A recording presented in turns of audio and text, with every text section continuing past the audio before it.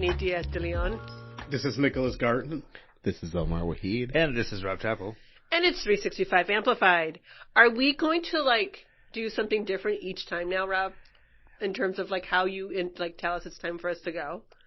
I think every time you make fun of me about it, I'm going to do something different the next week to try not to be made fun of. Oh, well, yeah, but that was over-exaggerated, though. How do you leave that for us not to make fun of it? Make fun of it every week so he does something new all the time. Just to keep Rob insecure. It's the artistic process. Somebody has to do that to the white man. Keep you all insecure in your 100%. place. Yes. I would think that. But also, that was an over-exaggerated, go. I liked it. You liked it? Yeah. Did you wish he pointed at you first so that you could get that? Well, it wasn't my turn. I did that. For folks, last week you made fun of me for the counting up instead of counting down. Well, that was confusing. And then today I gave you the double finger guns. Yeah, which nobody deserves. What's wrong with the double finger guns? It's insincere. I sincerely do it all the time. In that moment, Rob did not do it with sincerity. It was a joke. It was inauthentic. Yeah. Finger guns have to come from the heart. It does. They do have to come from the heart. And maybe that's the answer to today's question for you. Later. Finger guns come from the heart. Need to come from the heart. Mm-hmm. Not they do come. They don't always come from the heart. That's why we're making or reacting the way that we are to yours, or at least I am. Mm-hmm. I think the enthusiasm meant it came from the heart. Yeah, the weird look he was giving me, though, said otherwise. That was inauthentic. So, if anyone ever does finger guns to me, you have to be authentic about it. Because it just reads as, I don't know, funny. I'll make fun of you for it. Give us an example of authentic finger guns. I have a friend of mine. No, you do it right now. Oh, I don't do that. Do you know why? I don't do that. That's not of my culture. I've yet to adopt that and assimilate in that way yet. And I may never. But because it's authentically not my culture, I do not do the finger guns. I feel like you're limiting yourself. No. I know who I am. I cannot be authentic with the finger guns. That's maybe why I can call it out and see it when it's inauthentic. Mm-hmm. Yeah. Mm-hmm. Let's make a podcast. Poor Rob. Poor Nick is I'm just going to sit here and work. No, I'm just trying to make sure I know what I'm talking about for our topic. Finger guns. Yeah. You're first. So let's go right into it, y'all. Yeah, Nick is going to talk about there's big happenings coming on the Lake Monona lakefront, right, lakeshore, which will affect a lot of people because John Nolan Drive might get a bit more narrow, and there's a lot happening, and you've been reporting on it. So just tell us what's the state and what should we expect in the next couple of months / couple of years. Well, on January 23rd, they're going to have a public information and feedback session virtually. Uh-huh. So tune into that. We'll be posting a link with an article on Madison 365. And basically, they're going to be doing two projects. One is going to redevelop the John Nolan Drive Causeway, which runs, they're going to run it from Olin Park all the way down to where Machinery Row, and Sardine are right, and where stuff. John Nolan beats Williamson Street. Right, right. And then they're also going to be redeveloping the lakefront itself to turn it into a 1.5 mile long park. Oh, wow. Consistent with the vision of John Nolan, for whom the drive is named, as well as, other visionaries in Madison over the last few decades have been trying to get this done, and they're finally doing it. And how long is this going to take? This will take about 3 years, it looks like. Wow. Okay. And John Nolan Drive traffic will get... I mean, that's what everybody's thinking about. The first thing I thought how was am I getting downtown now? In summer, if we do what we did last summer, I have to go on John Nolan to drop off one of our children, if not both. And I have to go on John Nolan Drive to get to Forward Madison games. So... Oh my gosh. How does this affect me, Nick? Exactly. Yeah. There's going to be so many accidents. I know. So excited. They're going to be narrowing the road, the lane. Now, I've heard various things, so I'll have to I'll have the most accurate representation online soon. Yeah. Because there's been talk of having, a tunnel. There's been talk of having a veer off. There's been all kinds of ideas floated by engineering. Okay. But it's certainly going to be narrowed during construction, and it might end up being narrowed as part of the permanent project. I was going to say, if they're planning to build a park, I would imagine that would take some of the space that's currently Yeah. It definitely will. It definitely will. And when the park is all the way done, it will feature bike and pedestrian pathways and, all kinds of floating, I don't even know what you would call them, just like floating things in the water, little exhibits. Oh, that's cool. Maybe a new amphitheater. Oh, I imagine, I wonder. Maybe a new boathouse. Well, you mentioned also Frank Lloyd Wright is involved somehow. Right? There's some stuff kind of auxiliary to Monona Terrace. Absolutely. There's a boathouse that he designed that they're thinking about constructing and putting in near where, right off Machinery Row. It looks like in those renderings. And that would be like a Frank Lloyd Wright designed boathouse. The other thing that's making me think of, just thinking of parking. So if you are going to construct this large park for folks to come and enjoy, you also there's not enough parking now. I mean, I'm sure there's enough parking now for what it is, what the park is right now, but expanding it in such a way, y'all designed some parking spaces too, right? Yeah, is that part of it? I don't know. My questions get harder. I think if you just ride BRT down there, Stephanie, you won't need to worry about parking. Well, yes, and I know how entitled people are with their cars. Yeah. In this place, so it'll be interesting to see what is included in this plan, including how public transportation allows folks to enjoy it from various different parts of Madison. Yep. How accessible it becomes for folks to enjoy, with various abilities too, right? Because if it's a public park, it should also publicly serve all of our residents in the city and in the county and such like that too, and anybody who comes to visit, right? Because that's the other thing too, is they're trying to make this a destination spot for folks to come and visit within the city and within Dane County, but within the state and possibly anybody who comes to visit Wisconsin. Now you mentioned the bike and pedestrian path. There is a path there now that's not right on the water, right, and it's very narrow. Right, so that the idea that there's going to be just more space for pedestrians. This will be much wider, and it'll be right on the water. Okay, that'd be cool. And I think the Ho-Chunk Nation hasn't been involved. They haven't? They have. Yeah. They have been involved. They've got representatives who are sort of on. They've got various committees for this and partnerships, and Ho-Chunk Nation has representatives on all of those committees. Okay. Other people, Destination Madison, Downtown Madison Inc., I think is involved. Certainly Equity by Design has been involved. Lots of agencies, and this design is being done by an international design firm that won an open challenge. They took 3 design firms and had them all come to Madison and make their presentation, and this is the one the public chose.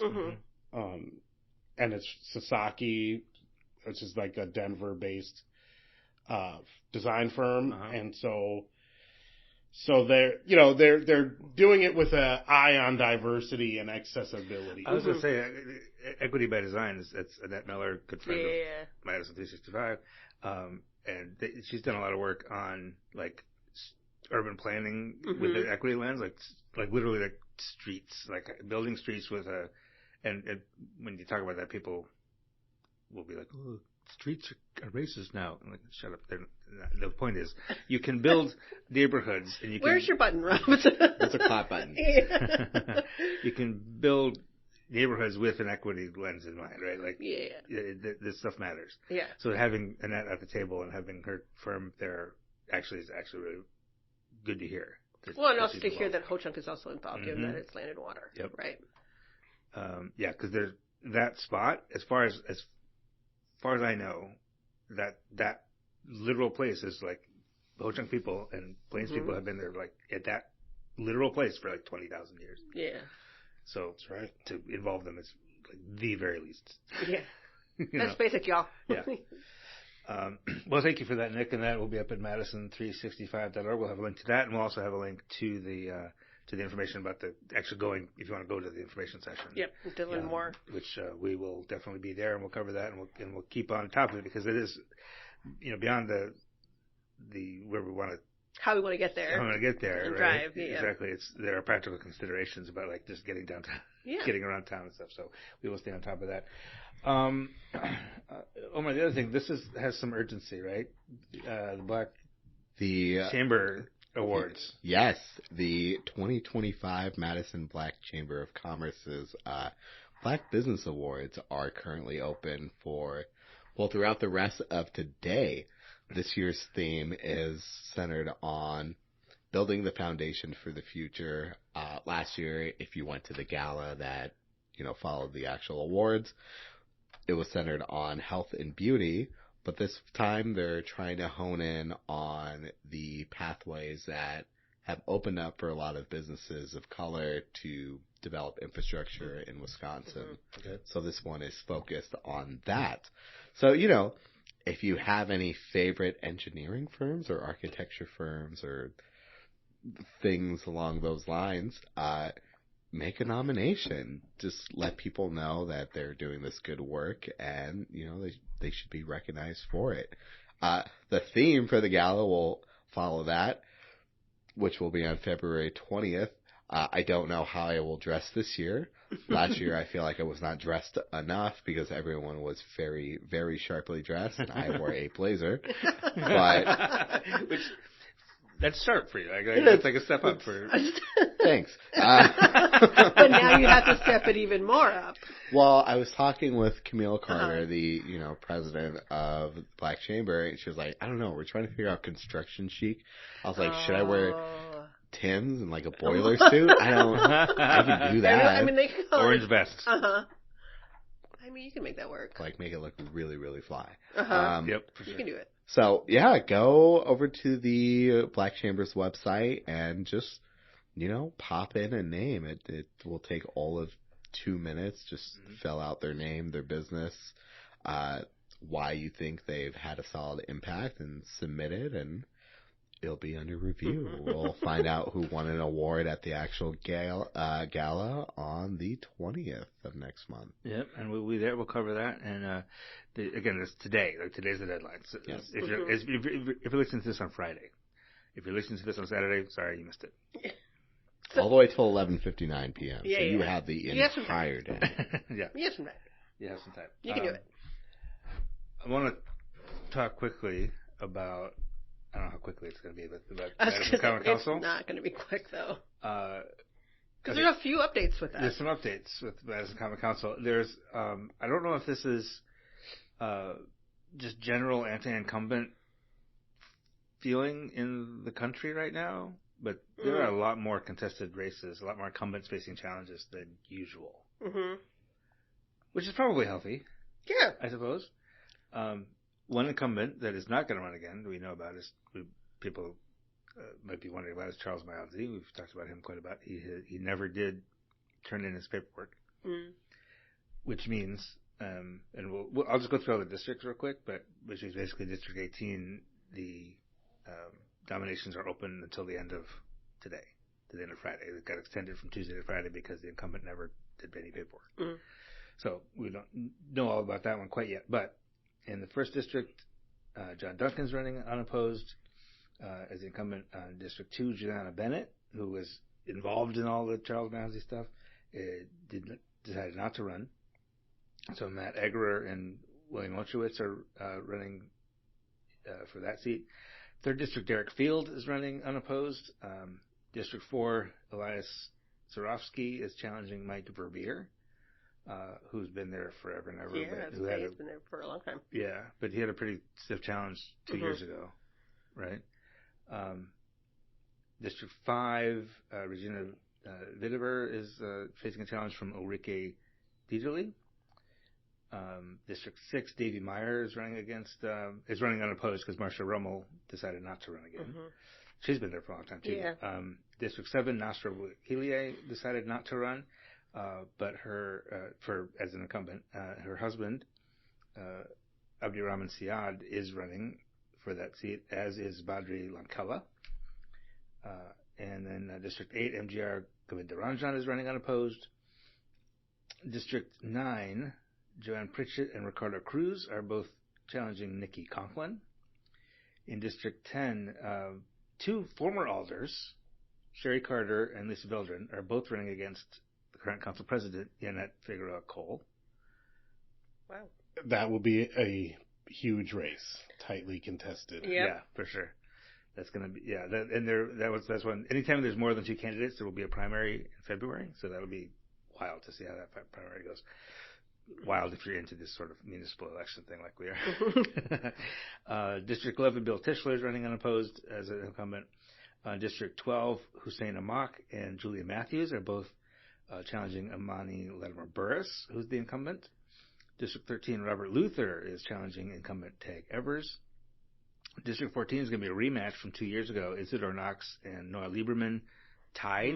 That's and right. Isidore Knox got the seat by a coin flip. So we'll see if I would run again too. With a coin just flip. give it another try. Like, yeah. Just tie again, and maybe the coin flip goes your way this time. Mm-hmm. District 15, Ryan Coughlin is challenging Nina Martinez Rutherford. And Ray Cruz filed a declaration, but it looks like he didn't get nomination papers in. So I think that will just be those two. J.L. Curry in District 16 decided not to run again. And so Kim Richmond and Sean O'Brien are running for that seat. District 17, Sean Burke is challenging Sabrina Madison. Nick's hiding his face. Sean is Sean Burke, without saying anything disparaging, he's a rabble rouser. Too late. Yeah, he's an agitator a little bit. He's talked to us. He's trying to get us to cover that Randy Grayson's racist because Urban Triage does things for black people. I'm not sure what his deal is. I might edit that out. In the 18th, Carmela Glenn, as we know, we've covered her. We had her on the show last week, is running for the District 18 seat, which is being vacated by Charles Mazzi. Kevin Monroe jumped in kind of at the last minute earlier this week, and Anthony McNally had declared candidacy a long time ago. Doesn't have his nomination papers in yet, but again, this deadline was extended. So he has to the end of Friday, basically, if he does get that in. If he does, then there will be a primary. If not, then there won't. District 19, Nino Amato is running against John Jaquir. Jaquir, thank you. Former county board supervisor, community leader guy who runs for a lot of stuff. Sammy Kilgee in District 20 is running against Barbara Harrington McKinney, who's the incumbent. Here's the other wrinkle to all this. There's always a wrinkle. The wrinkle now is everybody who's running in an even-numbered district. Oh, that's right. Is running for a 1-year term. Yep, that's right. Oh. Yeah, because it was by referendum a few years ago, the city of Madison residents decided that they didn't want the entire councils to turn over every 2 years. Up until now, it's every 2 years, the entire council is up for election. So they decided to stagger it. So like half of the seats will be up on even-numbered years and the other half will be up on odd-numbered years. So even-numbered districts will be up again for re-election in 2026. And the odd-numbered district will be up again after this year in 2027, and then it'll be every year that half the council will be up again. So keep that in mind if you're in an even-numbered district. Vote more? Such a hassle. You already exhausted. Just one time. Next year, you have one extra vote you have to do. And then after that, it's still every 2 years. And the city promises that all your ballots will be counted and even found. They'll do. Don't put words in their mouth. How dare you? Keep promises they can't. Let's not make promises they can't keep. Referring to the nearly 200 ballots that were suddenly discovered a week or two after the election, right? And then nobody was told that they had been discovered. Yeah. Can you believe this? as we're defending democracy against like Trump's allegations of rigged elections, one of the most left-leaning cities in America has got this problem. Yeah. I mean, come on. Well, and I know the mayor was unhappy, to say the least. But she said like it wasn't enough to sway the election. Sure, but it didn't. But also what that says is those 200 people, don't matter. It didn't matter anyway. Yeah. Like your votes didn't really matter. It was It's okay that they didn't get counted. In various different ways, we were dismissive of those voters who took the time to vote. Yes. Like, and whether that came from, it didn't sway the election. That's not a great line either. Like, right. And maybe they were trying to downplay it so to not cause too much more attention to it. But either way, we sort of said that it didn't matter, and maybe allowed folks to kind of continue that rhetoric. Because it should and does matter, of course. I don't know what we're doing next round. Let's go ahead and jump into our question. Okay. Let's finish it up. Finish strong. Okay. So, our question for the week, very simple. We can do this really quickly. I think everybody has an idea of this before. At least Omar knew right away what his answer was. It's my favorite billboard. If you could put anything on a billboard for everyone and anyone to see, and it doesn't have to be serious, it doesn't have to be poignant, but it could be, what would it be? I did ask my friend to send me the picture of this. He has not done it yet. He lives in California currently, so different time zones. Yeah, he's probably asleep. He might just be waking up right now. In Phoenix, there was a hilarious billboard for hemorrhoid creams, and it was oddly graphic, and What? Yeah. Yeah! And I almost crashed my car laughing. It was great. And the world needs to see it. I think it needs to be in Madison.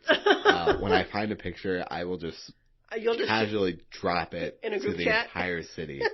Just somehow. We'll figure it out. Is it the word, was it the headline that was graphic or like a Was there a picture? It was cartoonish. Oh, okay. There was a pun. There was I don't remember what the pun was, but I know it's the best billboard I've ever seen, and it's definitely a once-in-a-lifetime experience that we all need to feel. We will try to link to that in the show notes with an explicit content warning. Because the pun implies, interesting. Fine. In a picture. Okay. Mm-hmm. Cartoonish. Cartoonish, of course. Yes, cartoonish. What about you, Rob? I have a couple to choose from. If it's not going to be like donate to Madison 365. Okay. If not for that. Yeah, that already exists. Let's pretend in the world that already exists. Probably the best advice ever given to anyone at any time: don't panic. Oh gosh, I knew it was going to be that for you. Which is the slogan from The Hitchhiker's Guide to the Galaxy, the greatest 5-book trilogy ever written. I feel like that's a horrible thing to put on a billboard while you're driving on the highway. Don't panic. What's coming up? Why? What happened? What happened? What's ahead? As you're driving. Yeah. But that's what I'm surprised you don't have a tattoo of that. Like that's if you were ever to get one, I would imagine. No, you don't have to. If you haven't read those series of books, you should. He's sad. Either that or no matter where you go, there you are, which is a axiom that I often come back to. Mm-hmm. Great. What about you, Nick? Well, I don't have anything that deep. That's why I went first. Yeah. Trade Anthony Davis. That's my billboard. I got a big picture of him. His whole eyebrow can be in it, whatever. But get him out of here. Yeah. I'm here for the petty. That's yes, I agree. That could be a billboard. I think mine would be really simple and again, not poignant whatsoever, but stop reading this billboard and drive safely. Like, that's it. I always thought billboards were weird. Like, when I was a little kid, and I grew up in San Diego in California, so there was a bunch of billboards everywhere, like, all the time. Oh, yeah. And it just always, I was like, I thought you were supposed to drive safe, but then your eyes were off the road to look at the billboard, so how are you driving safe? So, in my head, I was always like, those billboards Especially billboards with a lot of copy. Like, people put billboards up with long, like a whole sentence. If you drive through, like, going east, there's, like, one, especially going toward Palm Springs, right? You remember as we're going to Joshua Tree, there's one billboard after another, and yeah, you're right. Those ones always have so much copy on it that I'm like, how do people not get into accidents just staring at just looking at billboards all the time? So speed reading. Speed reading. Is that what you do? Yeah. It's a skill. Right. All right, friends. We will be back next week. 365 Amplified is a production of 365 Media Incorporated, a non-profit news organization in Madison, Wisconsin, produced and edited by me, Rob Chappell. Follow our reporting at madison365.org. Follow us on Blue Sky, Twitter, Facebook, LinkedIn, Instagram, and Threads. Wherever you find your news, we'll be there.